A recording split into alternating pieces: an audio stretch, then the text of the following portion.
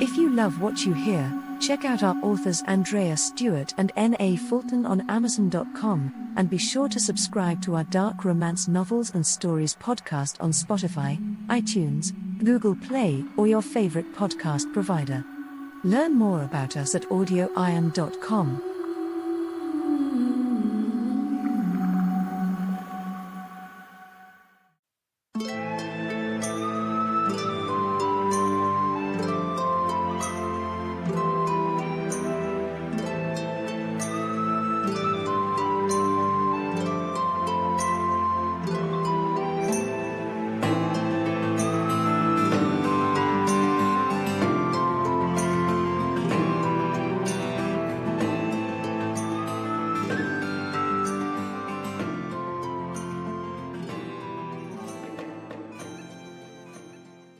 Pirate's Desire by Andreya Stuart.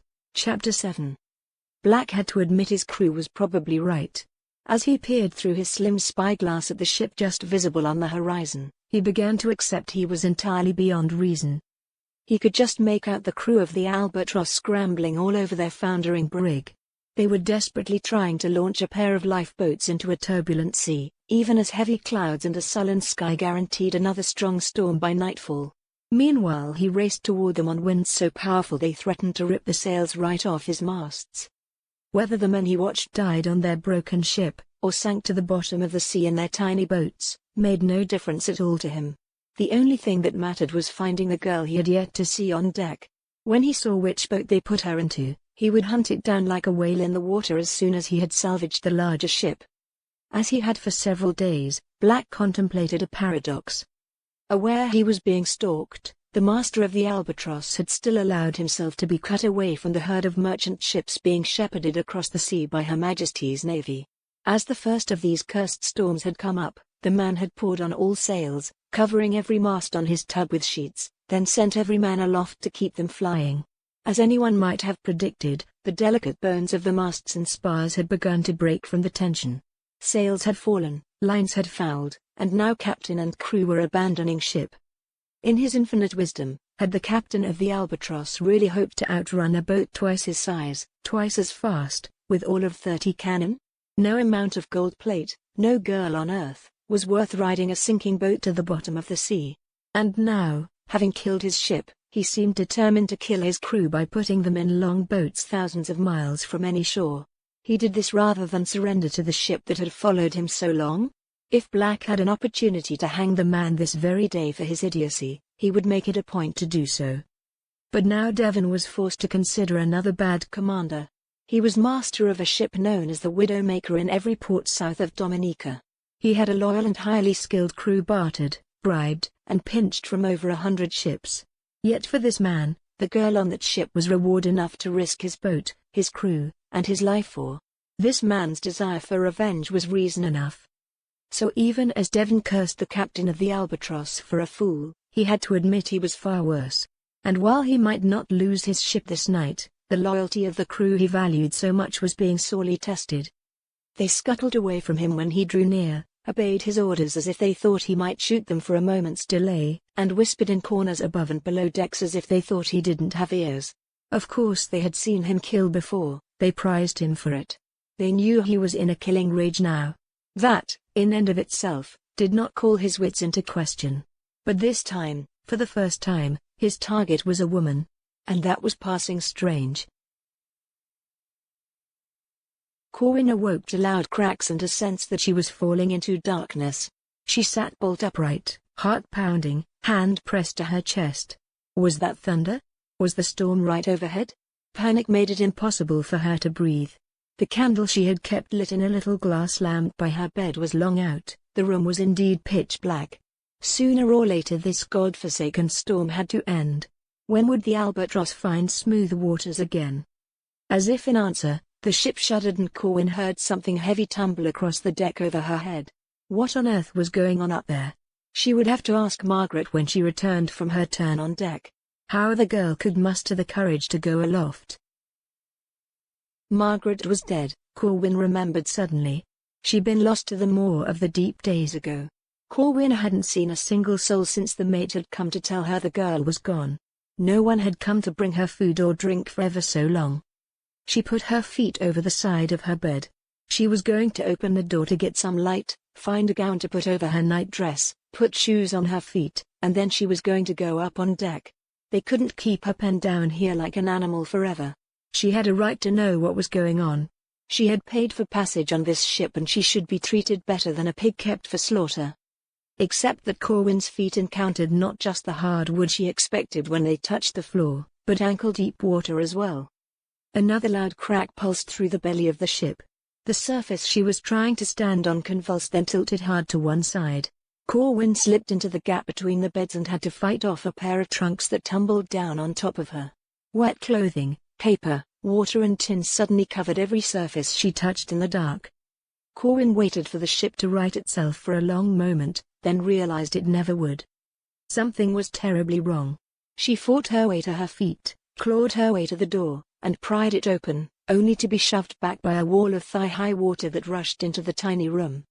When she was able to stand again, she struggled out the door into the canted companionway, then half-walked, half-crawled, toward the all but invisible steps she knew lay just ahead. Every wave brought more water and detritus down into the ship through the door at the top of the stairs, and she realized the ship must be sinking. Why had no one come for her? Why had no one called her to the boats? She remembered the mate's final words to her. There be no place for a woman at sea. She was climbing up the uneven steps with the dubious help of the broken rail when the ship twisted hard and bounced up as if something somewhere had just let go. Losing her footing caused her head to smack a beam hard, and for a long moment the world went black. When she came to her senses, she was crouched on the steps, one hand pressed hard to her head where something hot and sticky coated her hair. Mustering all her strength, she staggered to her feet and clambered out the companionway door, only to encounter bedlam. Pounding rain fell through yards and yards of sailcloth that covered the deck like a white canvas sea. All the ship's masts were broken, and the largest of these lay in long shards just outside her door. She realized, belatedly, that she could easily have died in the ship, sealed inside by a crushed hull and staircase. She waded through water and sailed to where she knew the ship's rail should be. In the process she found the deck beneath her feet disappearing entirely. The ship was sinking by her stern. The bow of the ship with its mermaid figurehead was rising ever higher. The wood she had been standing on amidship now sloped down into the deep. She pushed past a curtain of white sail that still clung to a collapsed mast and saw the shape of her salvation.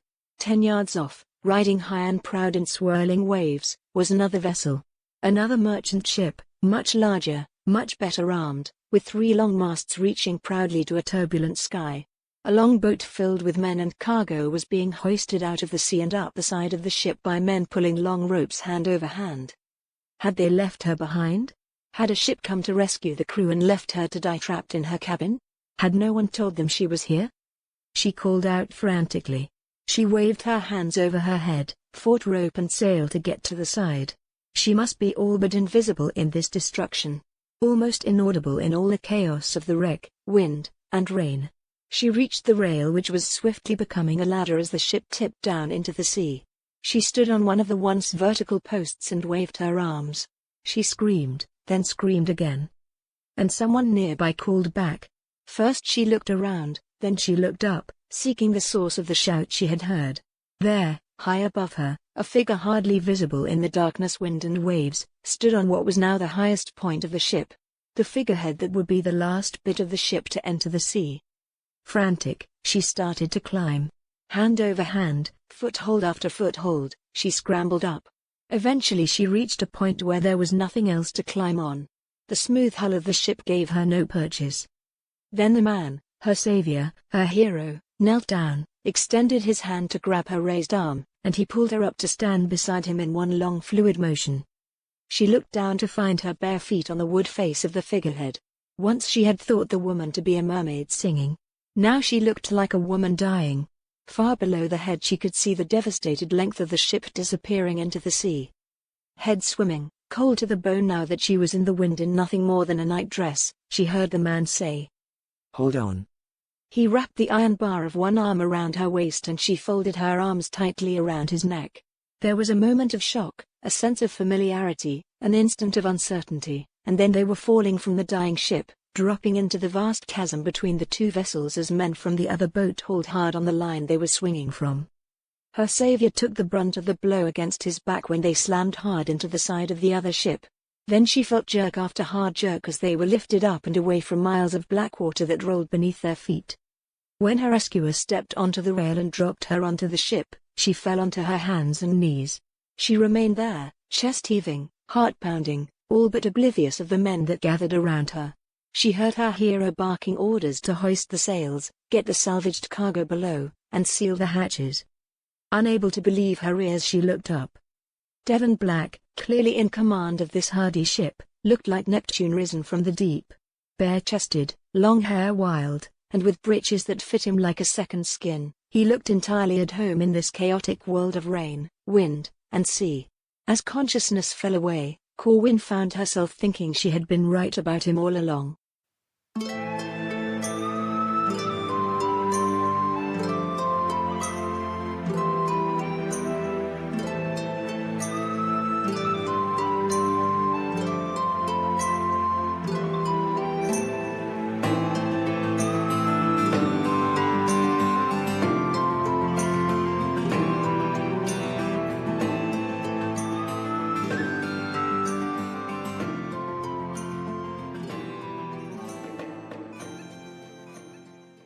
Pirate's Desire by Andreya Stuart, voice recording copyright 2019 by Nancy Fulton, music by Alexander Shavarev, licensed from Pond 5.